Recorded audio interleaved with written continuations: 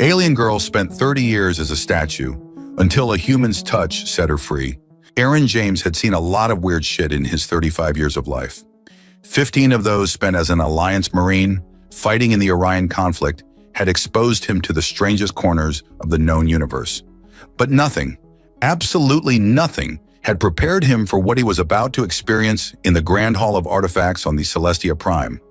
The massive domed chamber stretched before him, its polished obsidian floors reflecting the soft blue glow of hovering light orbs. Aaron adjusted his gray armored vest, the only remnant of his military past he still wore, leaving his muscular arms bare in the climate-controlled environment.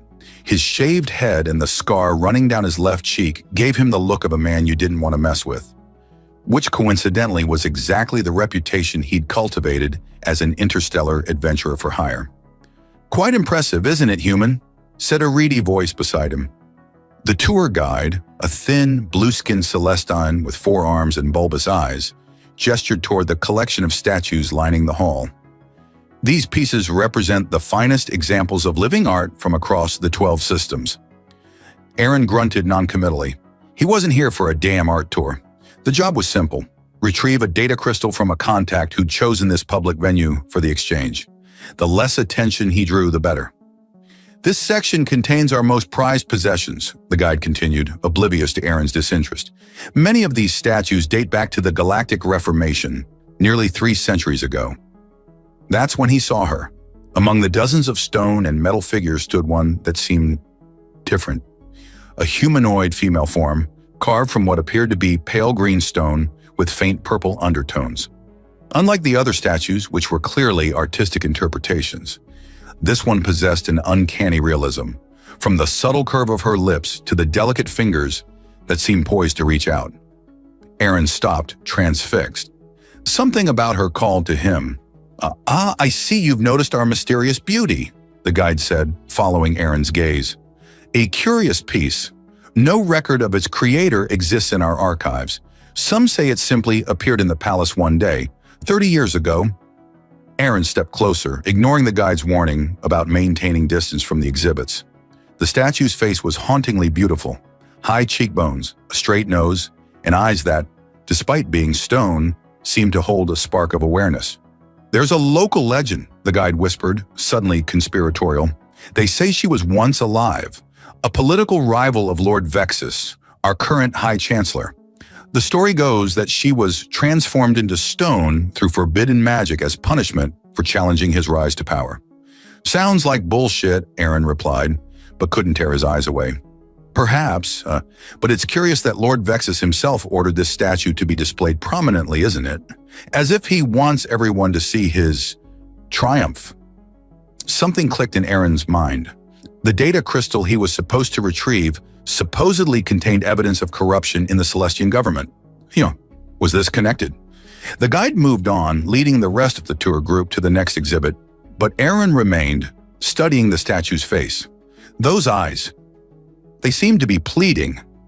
Acting on an impulse he couldn't explain, Aaron glanced around to ensure no one was watching, then reached out and touched the statue's outstretched hand. The stone felt warm, unnaturally so, and then beneath his fingers, it began to crack. "Holy shit," Aaron whispered, stepping back as hairline fractures spread across the statue's surface. A faint glow emanated from within, pulsing like a heartbeat. The cracks widened, pieces of stone falling away to reveal smooth, violet skin underneath. The transformation accelerated, chunks of the stone shell crumbling to the floor as the figure beneath was revealed. A living, breathing woman with luminous lilac eyes and flowing silver hair that cascaded down her naked body. She gasped, drawing her first breath in what must have been decades, and stumbled forward. Aaron caught her before she could fall, wrapping his arms around her trembling form. "Who?" she began, her voice raspy from disuse. "Who are you?" Before Aaron could answer, alarms blared throughout the hall. Security drones descended from ceiling panels, their targeting systems locking onto the pair. "Fuck," Aaron muttered. "I think we need to get out of here." The woman's eyes widened as she looked around, recognition dawning on her face. "This is the Royal Palace. How long have I been?" 30 years, according to the guide. Aaron said, already pulling off his vest to wrap around her naked form. "And I'm guessing whoever put you here isn't going to be happy you're free." Her expression hardened. "Vexus, he did this to me." "The High Chancellor?" "Well, that complicates things." Aaron glanced at the approaching security drones. "Can you run?" She nodded, determination replacing confusion. "I've been frozen, not dead. My body remembers." "Good." Aaron grabbed her hand. "Because we're about to give these palace guards one hell of a workout." They sprinted toward the nearest exit as the first energy blast scorched the floor where they'd been standing moments before. The woman moved with surprising grace for someone who'd been a statue for 3 decades, matching Aaron's stride for stride. "I'm Aaron James, by the way," he shouted as they rounded a corner. "Sarah," she replied, her bare feet slapping against the polished floor. "Sarah Vex, former royal advisor and apparently Vexus's greatest mistake." Aaron grinned despite the danger. "Well, Sarah Vex, I think this is the beginning of a beautiful friendship." "Or something more," whispered a voice in the back of his mind as they burst through the palace doors into the blinding light of Celestia Prime's twin suns. The spaceport of Celestia Prime gleamed like a diamond under the twin suns, its crystalline docking towers stretching toward the cloudless azure sky. Aaron and Sarah crouched behind a cargo container, both breathing heavily from their sprint across the palace grounds. "My ship's in orbit," Aaron whispered, peering around the edge of their cover. "We need to commandeer something that'll get us there." Sarah clutched Aaron's vest tighter around her body, the garment barely covering her essentials. Her silver hair shimmered with an almost metallic quality in the sunlight, drawing more than a few curious glances from passersby. "There," she said, pointing to a sleek shuttle with minimal security. "That's a diplomatic courier, fast and well-shielded." Aaron raised an eyebrow. "You recognize ship models after 30 years? "The design principles haven't changed much," Sarah replied with a hint of a smile. "Besides, I was the royal technology advisor before Vexus, before he did this to me." A patrol of guards marched past their hiding spot, and Aaron instinctively pulled Sarah closer against his chest. Her skin felt warm against his, her scent unexpectedly familiar, like rain-soaked earth and something sweeter he couldn't place. "Sorry," he muttered, suddenly aware of their proximity.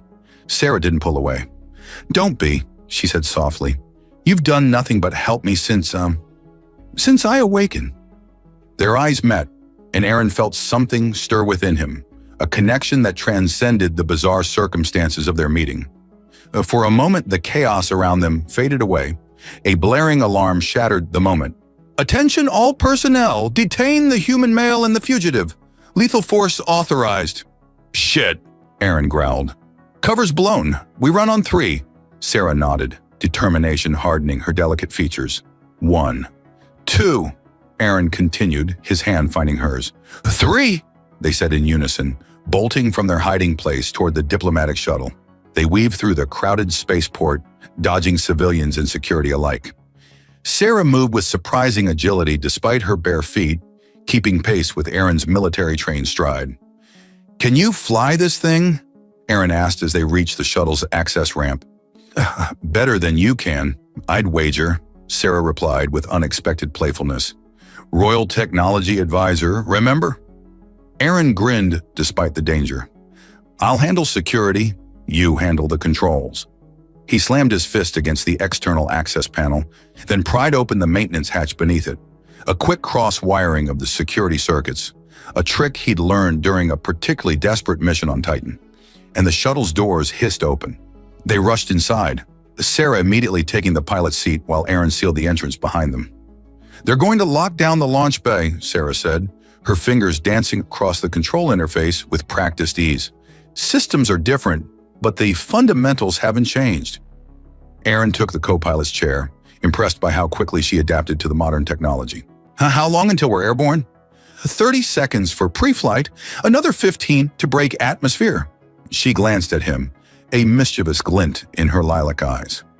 "Assuming you don't mind a few G-forces." "Wouldn't be the first time I've been pressed against my seat," Aaron replied with a smirk. Sarah's lips curved upward. "I'll keep that in mind." The shuttle hummed to life, its engines glowing with building energy. Outside, security forces were surrounding the vessel, weapons drawn. "Hang on," Sarah warned. then punched the thrusters. The shuttle shot forward, crashing through the magnetic containment field and into open air.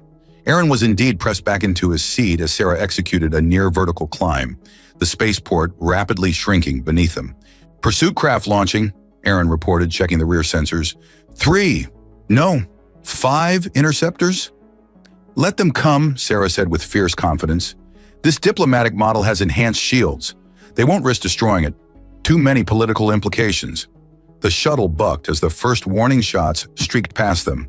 Sarah responded with a series of evasive maneuvers that had Aaron gripping his armrests. "Where did you learn to fly like this?" he asked, genuinely impressed. "I wasn't always a royal advisor," she replied cryptically. "Before that, I was, let's just say I had a more adventurous career." The atmosphere thinned around them, the blue sky darkening to the star-speckled blackness of space. Aaron felt the artificial gravity engage as they left Celestia Prime's pull.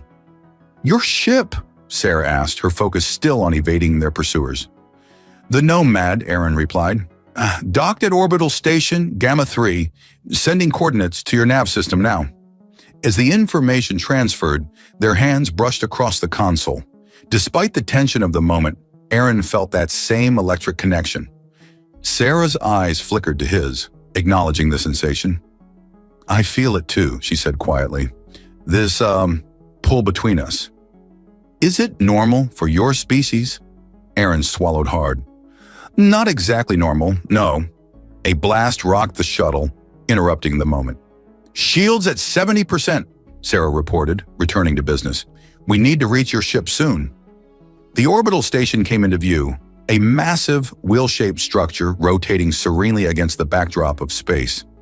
Dozens of vessels were docked along its spokes, including Aaron's beloved Nomad, a modified light freighter that had seen him through countless tight spots. "There she is," Aaron said with pride. "Docking Bay 42?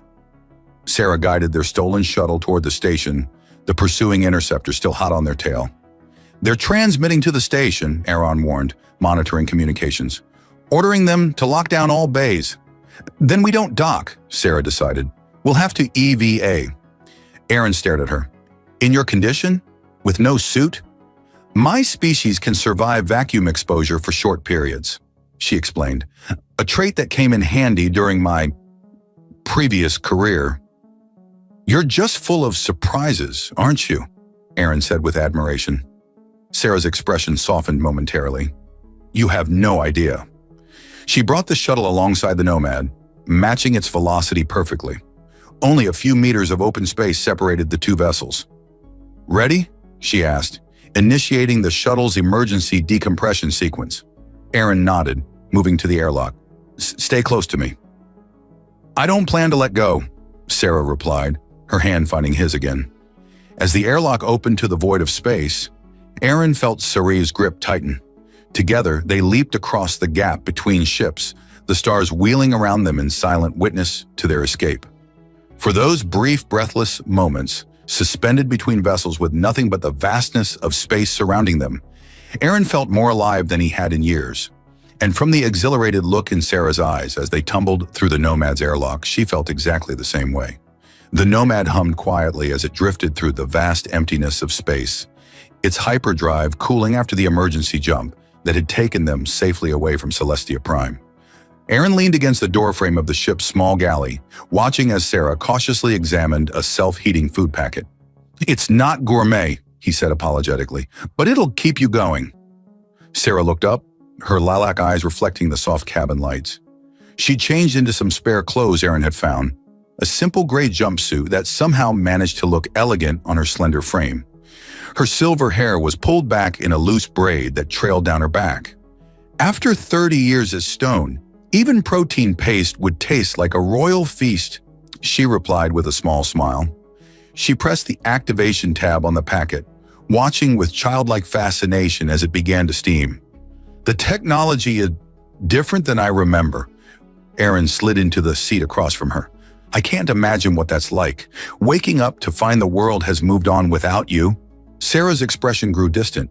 "It's like stepping into a dream where everything is almost right, but not quite." She took a tentative bite of the food, her eyes widening slightly at the taste. Even flavors seem more intense now? Your senses readjusting? Perhaps. She studied him openly, curiosity evident in her gaze. Or perhaps it's simply that everything feels more vivid when you've been trapped in darkness for so long. There was something in the way she looked at him, a directness that was both disarming and thrilling. Aaron had encountered many species in his travels, but none that regarded him with such unfiltered interest. "Is it customary for humans to avert their eyes when being observed?"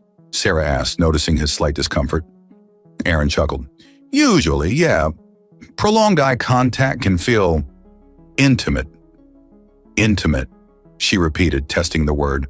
"Among my people, the VIX, visual connection, is the foundation of trust. To look away would suggest deception." "Cultural differences," Aaron said with a shrug. "First rule of interspecies relations, never assume." "And what other rules govern these interspecies relations?" Sarah asked, a playful lilt entering her voice. Aaron felt heat rise to his face. "That's a complicated question." "Is it?"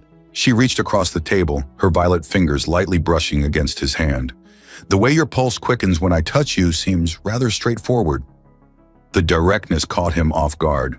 "You can feel that. My people are sensitive to bioelectrical fields," she explained. "Your energy calls to me, has since the moment you freed me." Aaron swallowed hard.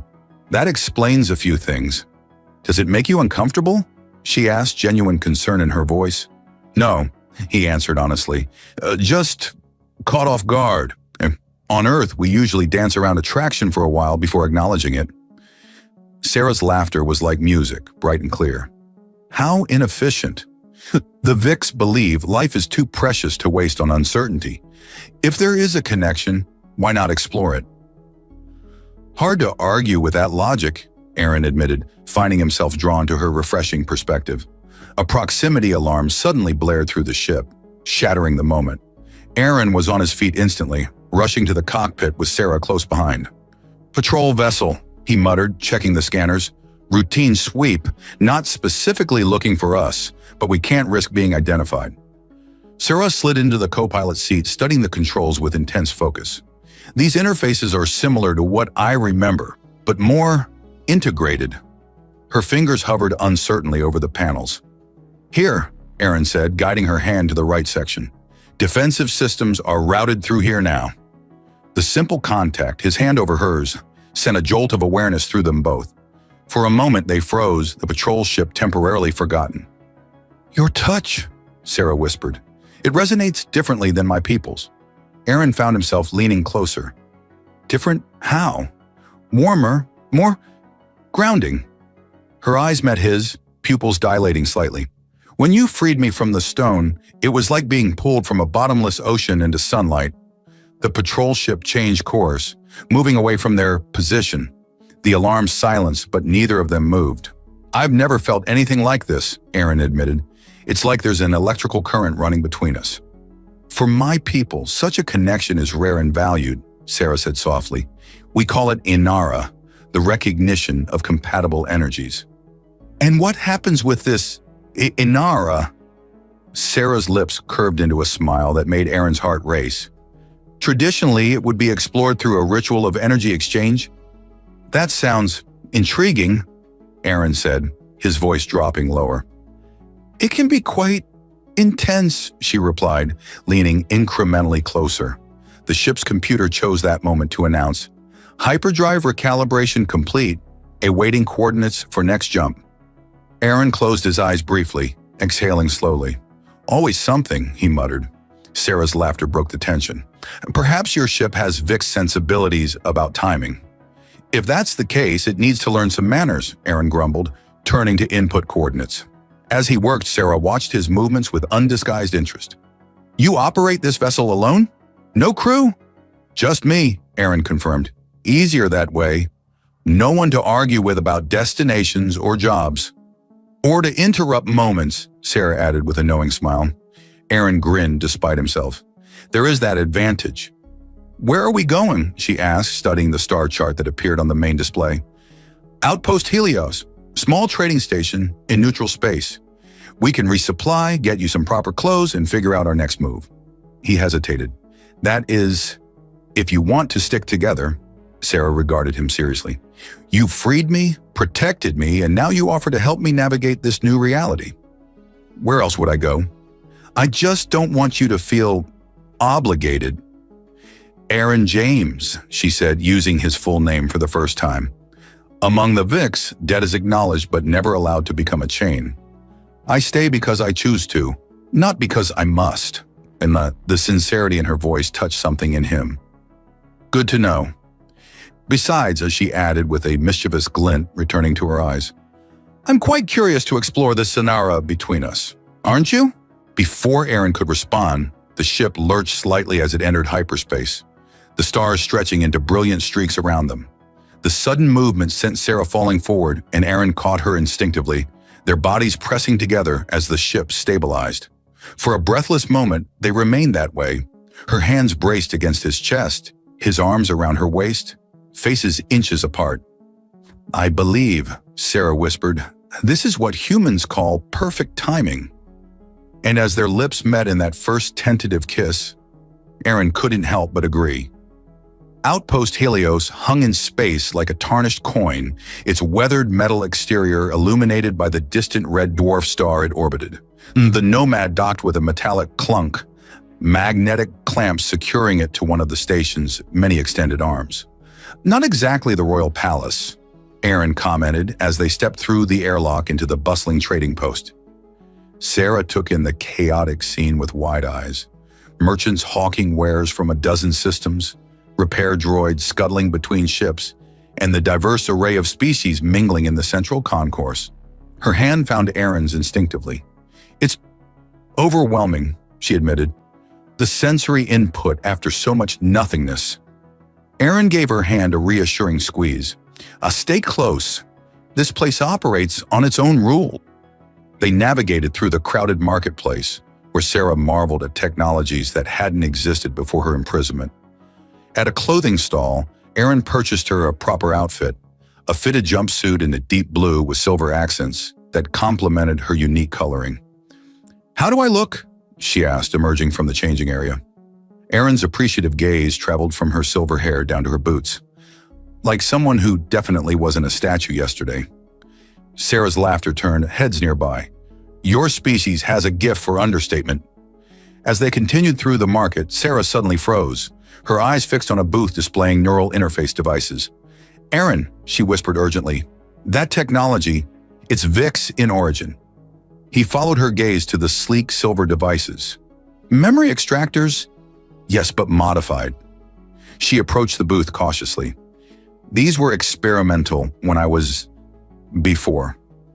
The merchant, a six-armed insectoid, clicked excitedly at their interest.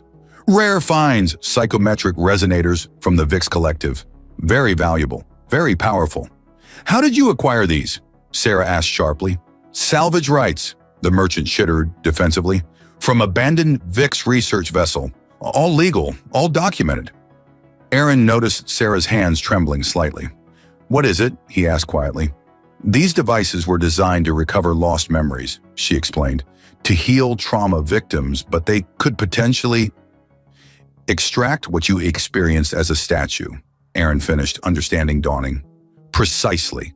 Her lilac eyes locked with his. "I was conscious, Aaron, trapped but aware, for 30 years. The weight of her words hit him like a physical blow. "Damn," he breathed. "That's torture," she finished simply. "But what I witnessed during those years, the conversations held before an inanimate object, could be valuable." Before they could negotiate with the merchant, a commotion erupted at the far end of the marketplace. Security officers were checking identifications, and with them stood a figure whose mere presence caused the crowd to part. A tall, chrome-armored bounty hunter. "That's a Kronos Guild tracker," Aaron muttered, pulling Sarah behind a pillar. "Elite bounty hunters. Someone's put a serious price on our heads." "Vexus works quickly," Sarah observed grimly. Aaron glanced between the security checkpoint and the neural devices. "We need that memory tech.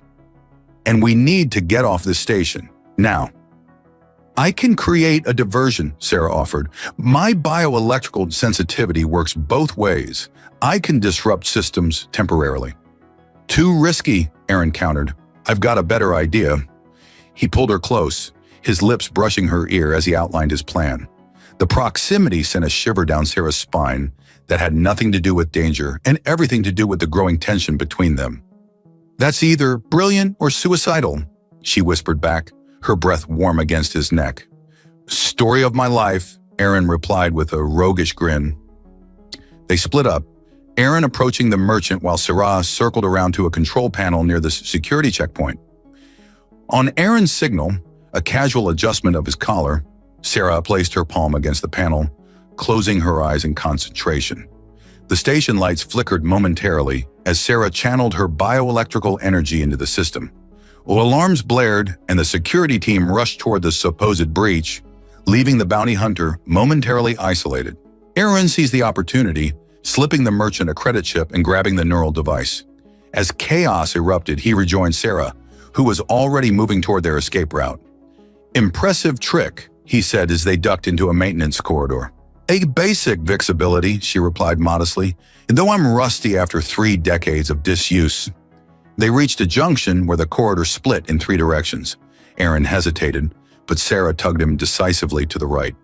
I can sense the power conduits, she explained. This way leads back to the docking bay. As they rounded the corner, they collided with a station worker who dropped his tools in surprise. Before he could raise an alarm, Sarah stepped forward, placing her hands on either side of his face. Sleep, she commanded, and the worker's eyes rolled back as he slumped to the floor. Aaron stared at her in astonishment.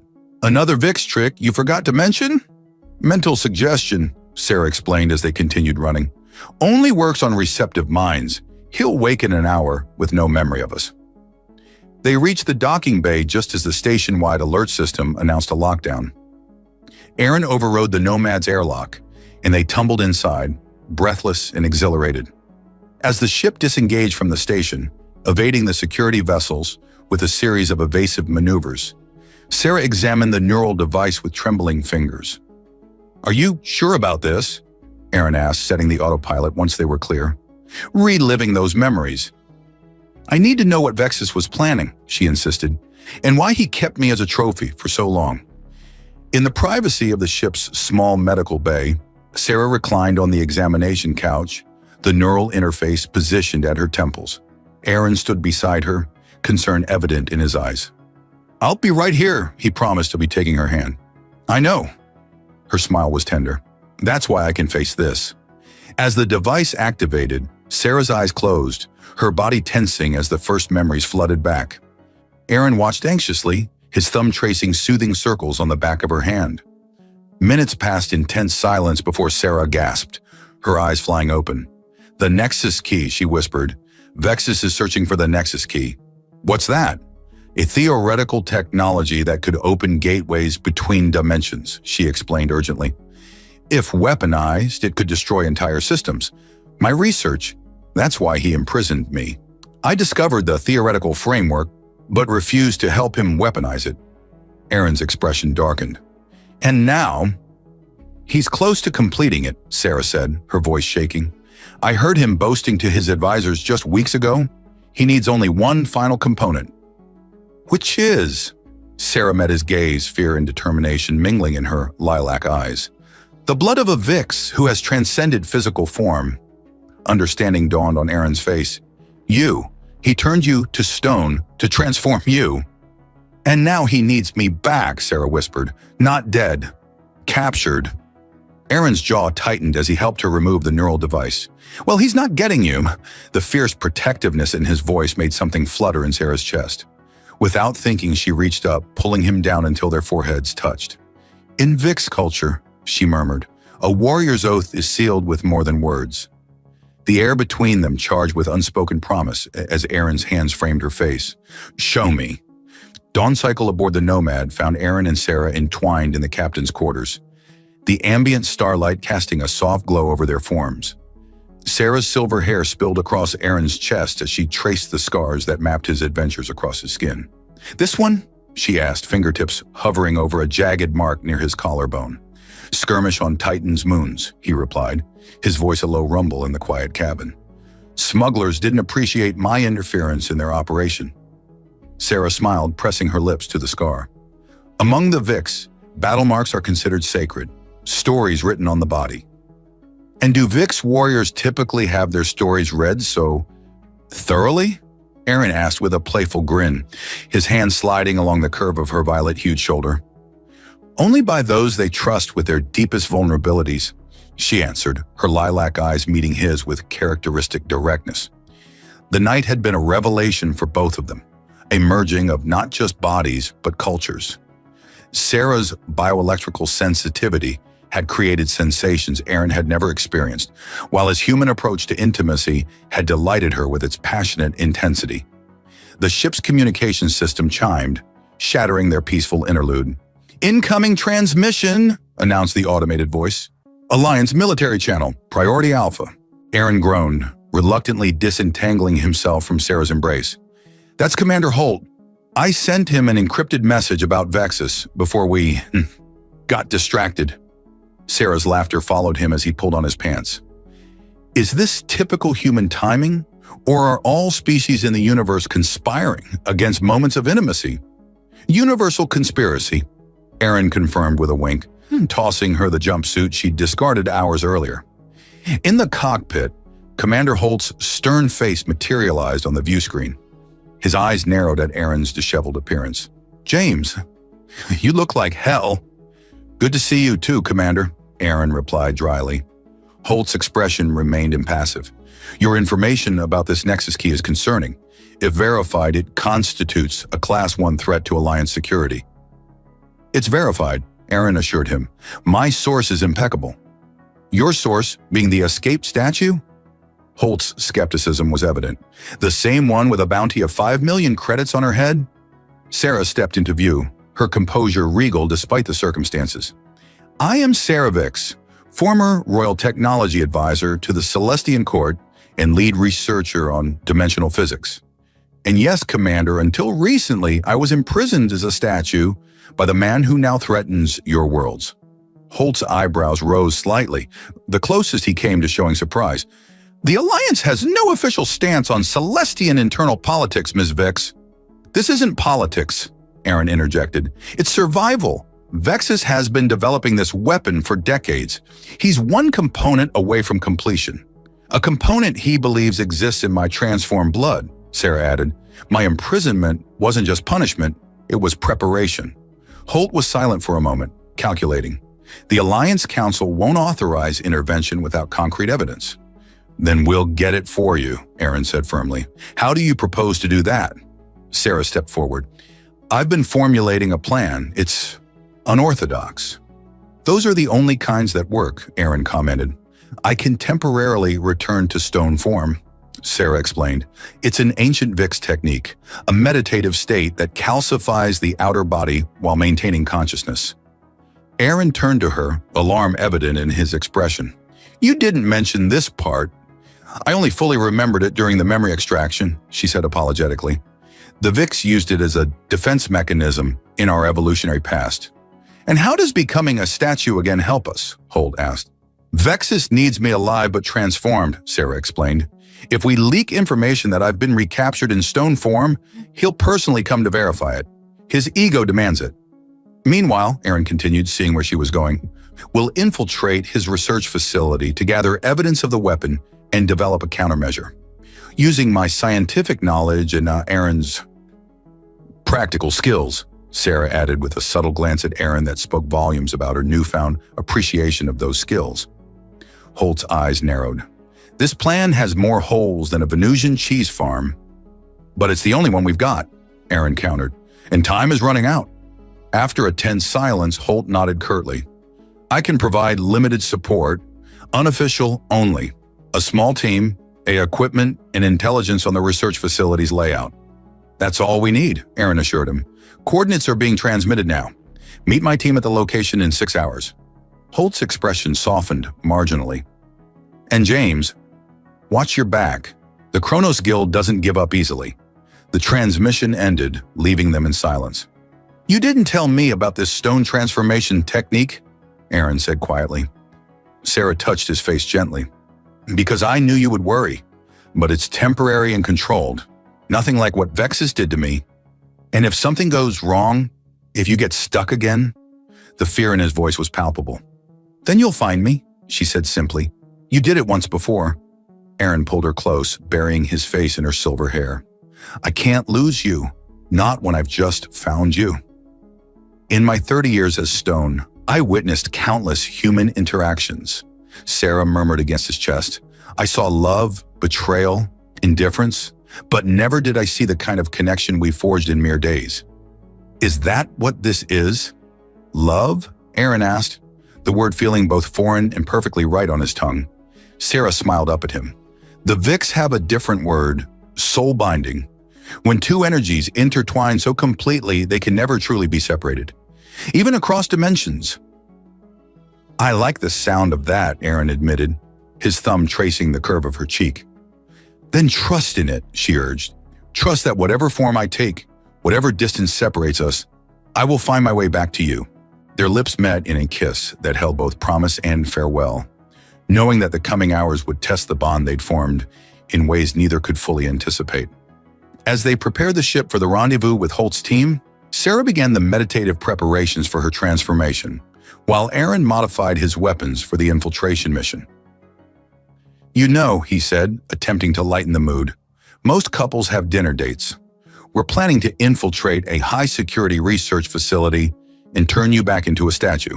As Sarah's laughter echoed through the cabin. Would you prefer something more conventional, Aaron James? His answering smile was all the response she needed. For a man who had spent his life seeking adventure across the stars, finding someone who matched his appetite for risk was the rarest treasure of all. The abandoned temple on Proxima 4 provided the perfect setting for Sarah's transformation ritual. Ancient stone columns supported a partially collapsed dome, allowing starlight to filter through like silver rain. Commander Holt's team, 3 hardened Alliance operatives, maintained a perimeter while Aaron helped Sarah prepare. These symbols need to form a perfect circle, Sarah instructed, guiding Aaron's hand as he traced luminescent patterns on the stone floor. Her touch lingered longer than necessary, both of them acutely aware that these might be their last moments together before their dangerous gambit began. You're sure this will work? Aaron asked, not for the first time. Sarah's smile held gentle patience. The calcification process is controlled by my consciousness. Unlike Vexus's forced transformation, I'll maintain awareness and control, and I'll be able to reverse it just by touching you. Your touch broke Vexus's spell because of our connection, our Anera, she explained. This ritual acknowledges that bond. Your energy signature is woven into the transformation matrix. Aaron raised an eyebrow. So I'm literally your off switch? Sarah laughed, the sound echoing through the ancient chamber. The Vix would say you're my anchor to the physical realm. Much more poetic, he conceded. As the ritual preparations neared completion, Sarah removed her jumpsuit, standing naked in the center of the symbol circle. Aaron's breath caught at the sight of her violet skin gleaming in the starlight. The transformation must begin with the body unbound, she explained, noting his reaction with a knowing smile. Does my form still affect you so strongly, even after our night together? More so, Aaron admitted, his voice rougher than intended. Knowing what lies beneath the surface only makes the view more spectacular. Sarah's eyes darkened with desire. When this is over, Aaron promised, and we'll need at least a week of privacy. She reached for him, pulling him into the circle for a kiss that conveyed everything words couldn't. Fear, hope, passion, and the promise of return. Aaron's hands traced the curves he'd memorized the night before, committing the warmth of her skin to memory. Commander James, called a voice from outside. Perimeter secure. Infiltration team is ready for final briefing. Aaron reluctantly broke the kiss. Duty calls. Go, Sarah urged. The sooner you leave, the sooner you return. He stepped back, watching as she knelt in the center of the circle and began a melodic chant in the ancient Vix language. The symbols around her pulsed with increasing brightness, responding to her voice. I'll be back before you know it, Aaron promised, backing toward the temple entrance. Sarah's eyes met his one last time, filled with complete trust. I know. As he reached the doorway, a soft glow enveloped her form. Her violet skin began to harden, taking on a stone-like appearance that spread from her feet upward. Unlike the crude imprisonment Vexus had forced upon her, this transformation was beautiful, her expression serene, her posture graceful. The last thing to calcify was her face, her lips curved in a slight smile meant only for him. And then she was stone once more, a perfect statue gleaming with faint internal light, the only evidence that consciousness remained within. Aaron approached slowly, fighting the urge to touch her immediately and break the spell they'd worked so hard to create. Instead, he placed a gentle kiss on her stone lips. "I'll come back for you," he whispered. "I promise." 2 hours later, Aaron crouched in the ventilation shaft above Vexus's research facility, Commander Holt's voice crackling in his earpiece. "Guards changing in 30 seconds. Remember, James, evidence gathering only. No heroics."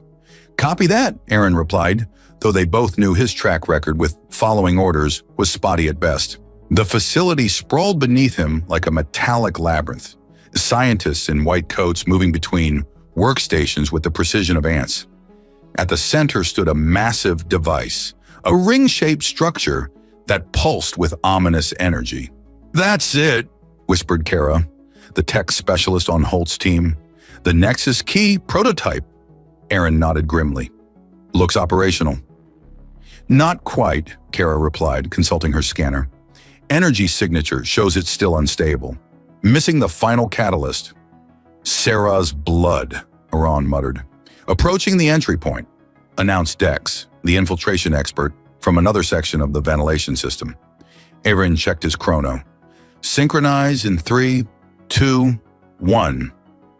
They moved with practiced efficiency, dropping into separate sections of the facility during a precisely timed gap in the security sensors. Aaron landed silently in a storage area, immediately pressing himself against a wall as a guard passed. His objective was the central database, where Vexus would keep records of the weapon's capabilities and intended targets. Kara would gather technical specifications from the prototype itself, while Dex secured their escape route. Aaron navigated through the facility like a shadow, his years of covert operations serving him well. He reached the database access point without incident, planting the specialized decryption device Holt had provided. "I'm in," he whispered into his comm. "Downloading files now." What he saw made his blood run cold. The Nexus Key wasn't just a weapon, it was a dimensional ripper, designed to tear holes between realities. Vexus planned to use it first on Earth, viewing humanity's rapid expansion into space as the greatest threat to his power. "That son of a bitch," Aaron hissed. "What is it?" Holt's voice demanded in his ear. "Vexus isn't just building a weapon, he's planning genocide, starting with Earth." A sudden commotion from the main laboratory interrupted their exchange.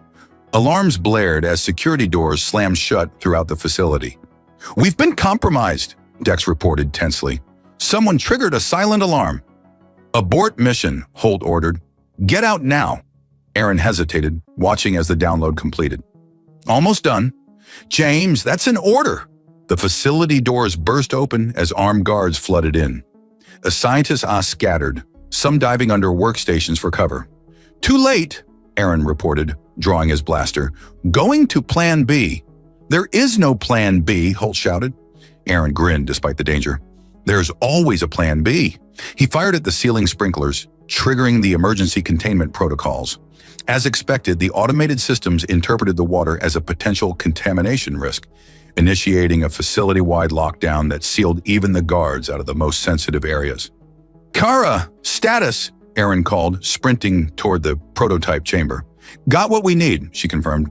"But we're sealed in." "Not for long," Aaron promised, reaching the laboratory doors. What he saw inside froze him in place. The Nexus Key prototype was powering up, its central ring beginning to rotate. "Someone activated it remotely," Kara said, frantically working at a control panel. "I can't shut it down!" The air within the ring shimmered, distorting like heat waves above desert sand. Through the growing distortion, Aaron glimpsed another world, a twisted, wrong version of reality.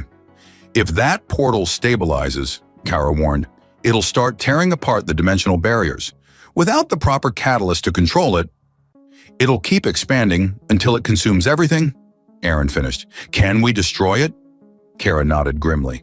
"The power core," but we'd never survive the explosion. Aaron thought of Sarah, waiting in stone form, trusting him to return. He thought of Earth, unaware of the threat bearing down upon it. "Get Dex and get out," he ordered. "I'll handle this." "Aaron." "That's an order, specialist. Get the data to Holt." As Kara reluctantly retreated, Aaron approached the pulsing machine, blaster in hand. The portal within the ring was growing more stable by the second, the wrongness of the dimension beyond it making his skin crawl. "Sorry, Sarah," he murmured. "Might be a bit late for that reunion." He aimed at the power core, finger tightening on the trigger, when a familiar voice stopped him cold. "I wouldn't do that if I were you, human." Aaron turned slowly to find himself face to face with High Chancellor Vexus himself, tall, regal, with eyes like frozen amber. Behind him stood a contingent of elite guards. "You're too late," Vexus said with cold satisfaction. "The key is activating. Soon I'll reshape reality itself." "Without the final catalyst?" Aaron challenged. "Your machine is unstable?" Something in Vexus's smile made Aaron's blood run cold. "Who said I don't have the catalyst?" The Celestian gestured to his guards, who parted to reveal a hovering transport platform. On it lay a stone figure, identical to the one Aaron had left safely hidden in the temple. Sarah. Time seemed to slow as Aaron stared at the stone figure of Sarah. Something wasn't right. The posture was different from how he'd left her, the expression lacking the subtle smile she'd given him before transforming. "Impressive replica," Aaron said, playing for time as his mind raced, "but not quite perfect." Vexus's confident smile faltered slightly. "You think I wouldn't recognize my own handiwork? This is the same troublesome woman I imprisoned 30 years ago." "Then you won't mind if I verify," Aaron replied, taking a deliberate step toward the stone figure. The guards raised their weapons, but Vexus held up a hand. "Let him! It will change nothing." Aaron approached slowly, aware of the destabilizing portal growing behind him. The Nexus key's hum had risen to a painful whine, the dimensional tear widening with each passing second. He reached out, fingers hovering just above the stone figure's hand, exactly where he'd first touched Sarah in the palace. If this was truly her, transformed by her own ritual, his touch would awaken her. His fingers made contact with cold, lifeless stone. Nothing happened. Relief flooded through him. This wasn't Sarah, just an ordinary statue crafted to look like her. The real Sarah was still safely hidden at the temple. "Disappointed?" Vexus mocked. "Did you think your primitive human touch held some magical power?" Aaron turned to face him, newfound confidence straightening his spine. "I think you're desperate. Your weapon's unstable, and you don't have the real catalyst." Fury flashed across Vexus's aristocratic features. "It doesn't matter. The process has begun. The dimensional tear will continue to grow until it consumes your pathetic Earth, with or without perfect stability." The portal behind them pulsed ominously, its edges fraying as reality itself began to warp. Equipment around the laboratory started to levitate, drawn toward the dimensional rift. "You'll destroy this facility too," Aaron pointed out, "along with yourself." "A necessary sacrifice for ultimate power," Vexus declared, though Aaron noted the nervous glances his guards exchanged. That's when Aaron saw it, the subtle movement among the guards. One of them, standing slightly apart from the others, caught his eye with a barely perceptible nod. A flash of lilac beneath the helmet visor. Sarah. Understanding surged through Aaron. Somehow she'd broken her own transformation and infiltrated the facility disguised as one of Vexus's guards.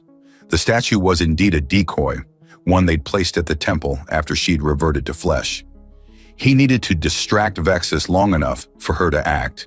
"You know what I don't understand?"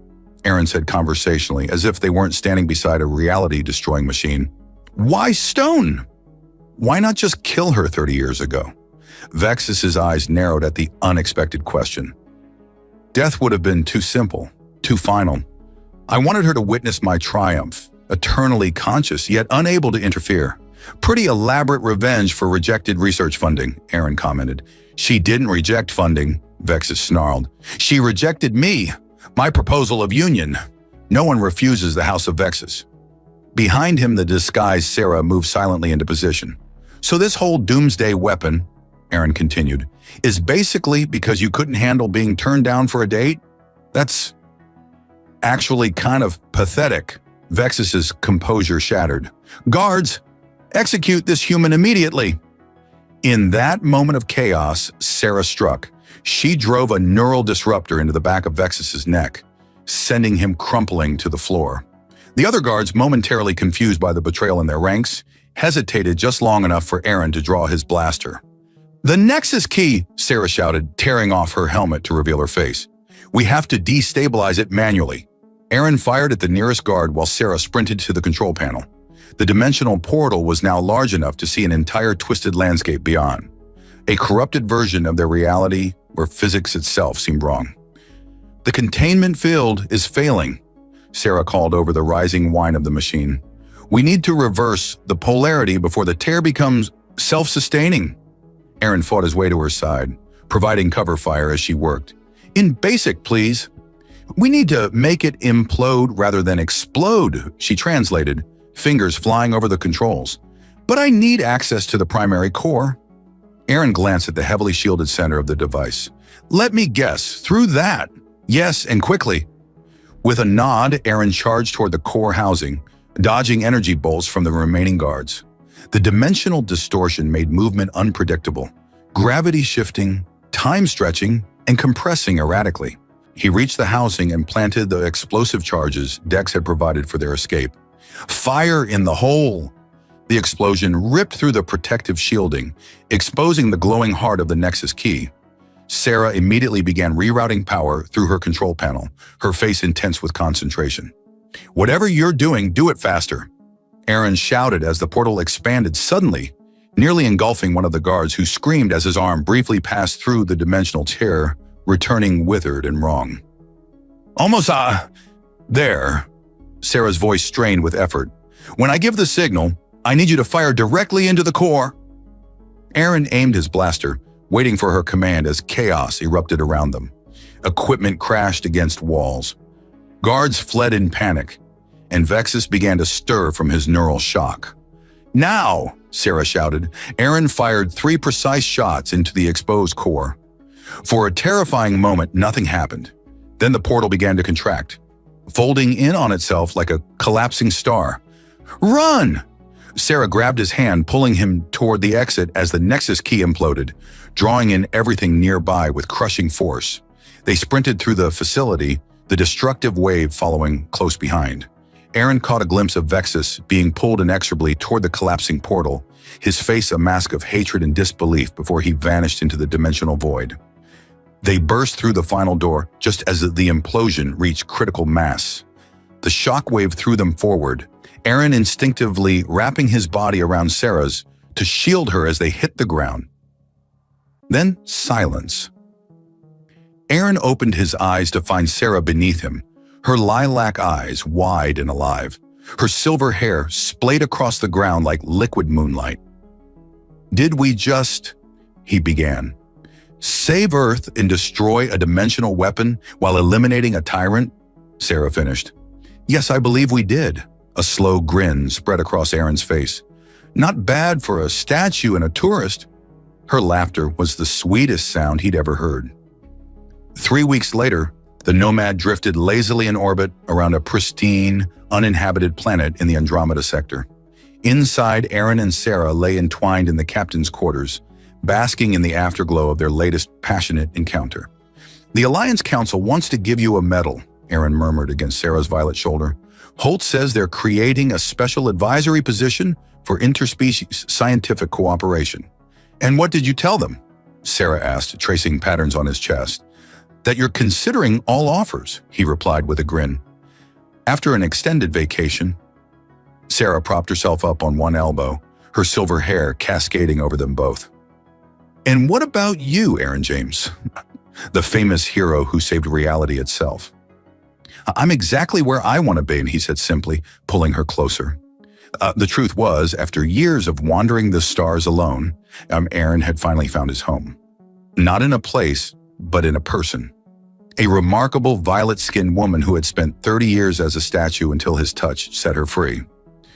You know, Sarah said thoughtfully, Vic's tradition holds that when two souls find their perfect match across the vastness of space and time, they are bound together for eternity.